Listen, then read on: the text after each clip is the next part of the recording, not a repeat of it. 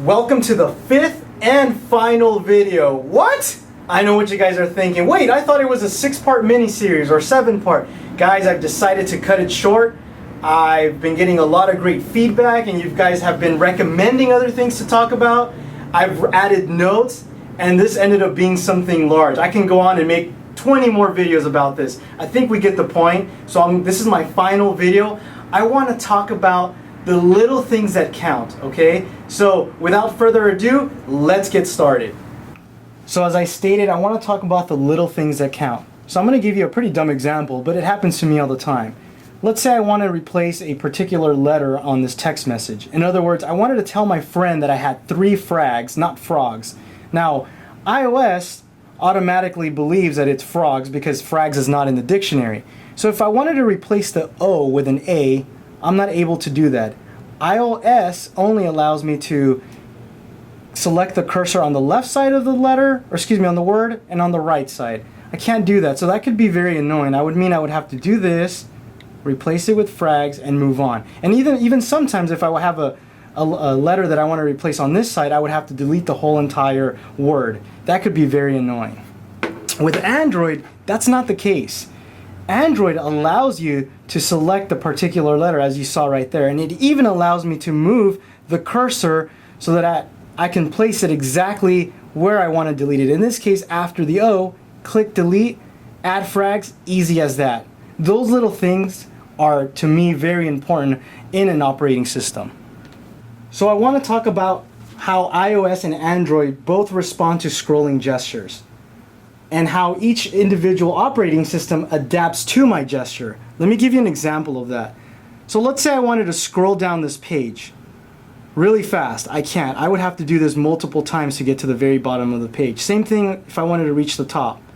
It takes me a lot of flicking to do that. It doesn't adapt to my gesture, okay? That could be very annoying, especially if you want to reach the bottom of the page or the top of the page or just move around really quick.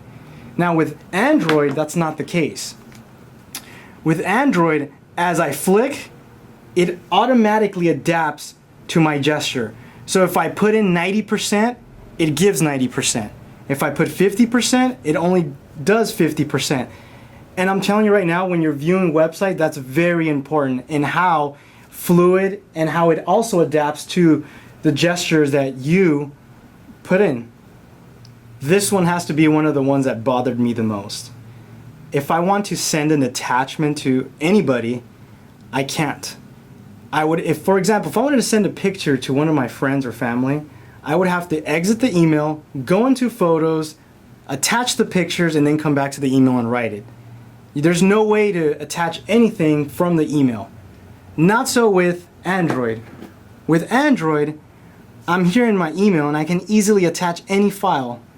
All I have to do is click on that, attach file, and it'll ask me, what do you want to attach? Whether it's from Root Explorer, meaning a particular file, it could be zip, it could be an XML file.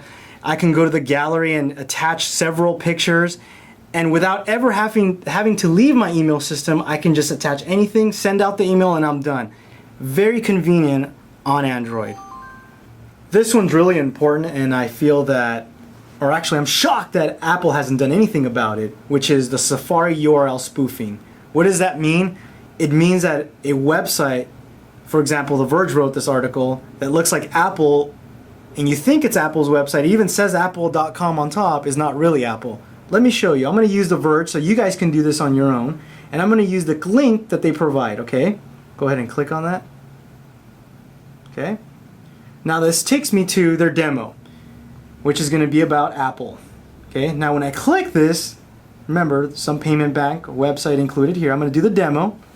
When I do the demo, this looks like the apple.com site. As a matter of fact, it even shows that I'm on apple.com. Now, they're putting this on top here. This is still being hosted on majorsecurity.net, blah, blah, blah, blah. So that you know that it's not really Apple and it's actually a spoof. But if they took this text away, you would see that this looks exactly like apple's.com's website. Can you imagine if this was a company that's trying to represent Apple and somebody sends you a link and they steal your credit card information? This is a huge flaw in Safari, okay? Let's take a look at how Android does that. With Android, I'm going to go ahead and do the same thing. I will be on The Verge. website. I'm going to go ahead and click on that link. Okay, I'm going to do the same thing. I'm going to go ahead and click the demo. Watch what happens. It knows that it's trying to do like an iframe. Okay, and then when I click to see what the URL is, it's hidden because it doesn't really exist. You're not going to get screwed with Android. And again, I'm very scared to use my iPad to do any types of purchases. You never know. It may be a URL that's being spoofed. So you got to be careful when you're navigating on the web using iOS. And that's a huge flaw that still hasn't been fixed on Apple. So unfortunately for this one, I can't do a demo because I don't have a video that I can show you right now. But for YouTube, I know that iOS blocks certain videos from appearing on iPhone and iPad. It'll say something like, this video is not supported on your device. I know CNET particularly does this, especially, for example, when they were doing coverage on CES. The first 2 weeks or so, they blocked the video and force you to download their app. That doesn't happen with Android. With Android, I can view any video at any time. And that was really cumbersome and annoying. And it still happens when I use my iPad where particular videos cannot be seen. So unfortunately for this one, iOS has to sit out. Now, I've talked about the integration with Android and Google, and I'm going to give you another example of that I use all the time, as a matter of fact. Let's say, for example, I search for Ruckus. A friend of mine told me about these scooters. Okay, so I went ahead and searched for Ruckus. And I'm looking online and I find more information about the Ruckus. And then I decide to go home and I forgot what I Google searched. Well, with Android, if I click on this Google search, it'll bring up my history of what I've searched before. Now, I know it doesn't say Ruckus right now because it normally takes about a few seconds. When I go back to my Google, you'll notice that it has Ruckus. I know that sounds like something small, but to me it's really, really huge. And I'm telling you right now, there's been a lot of times where I've Google searched something and I can find everything that I've done. And that type of integration is really awesome that Android has. So one of the things that I hate is bloatware. Now you may think that iOS doesn't have any bloatware, but that's not necessarily true. Let's take, for example, Newsstand. Newsstand is probably an application that I will not use. I have other applications that I use for my magazines. But there's no way to uninstall this app. I can't do anything with it. As a matter of fact, it won't even allow me to put it in a folder just to try and at least hide it.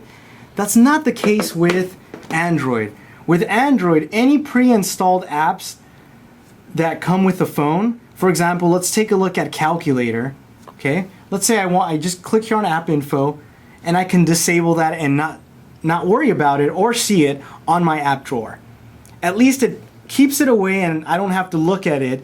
Now I understand this is an Android 4.0 thing, or you couldn't do this before, but remember, we're talking about the new operating system and comparing the newest version of iOS with the newest version of Android. So once again, iOS will have to sit out for this one. One of the features that I really like, or it's actually an app, but it's not available on iOS, is a program called App Lock. Why is this important? Let me tell you why. A lot of times friends ask me, hey, can I see your phone? But I don't want my friends having access to Facebook or any particular area. So let me show you what App Lock allows me to do. Let's say I didn't want anybody to go to my Chase application. All I have to do is swipe this and I can lock it. Now, if somebody goes into the Chase app and clicks on it, they would have to put either a pattern or a password that I set. This is really neat. And I don't know how many times, but again, a lot of people ask me, hey, let me use your phone, let me play with it or whatever, and I want to lock particular apps. It even protects them from being uninstalled. Anyhow, you guys could take a look at that. Oh, I'm getting a phone call. But anyway, you guys could take a look at that, and that's a very bonus feature on Android. Now I know you guys have seen those Siri commercials, but what people don't realize is that Android had voice recognition first. And it actually works really well. Let me show you two examples. Set alarm for 7 a.m. I've set an alarm for 7 a.m. Okay, now let's look at how Android handles that. Okay. set alarm for 7 a.m. Okay, we both have to confirm, so that's pretty equal. Let me give you another example. Let's say I wanted to take the family out to Disneyland. Navigate to Disneyland. I found 25 places matching Disneyland. So Tap the one you want directions to. I want to go to the park. Okay, so I go ahead and Here are click. directions to Disneyland Park. Here are directions to Disneyland Park. Okay, I think Siri went a little crazy there, but okay, let's go ahead and do that. Now, from here, I don't get turn-by-turn directions. I would have to load up a navigation app and punch in all my information again. So in reality, it's not really that useful. Let's go ahead and try Android.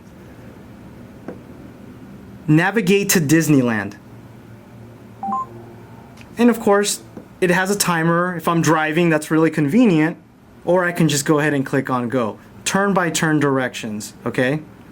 And the last thing I want to talk about is, should you decide to go to the dark side, whether it's rooting your phone or jailbreaking it, let me tell you, with Android, it is very easy. In most cases, it takes about a minute once you download the program, connect it to the USB. Not so much with iOS. It takes a lot longer to do, not to mention, sometimes you have to backport because the current iOS version does not allow you to. It's a pain, believe me when I tell you. So with Android, it's so much more easier to root. That's a major plus. Once again, if you decide to go to the dark side, I hope you guys enjoyed this video. And once again, please subscribe. I'm going to bring you guys awesome content, and I'll see you in my next video.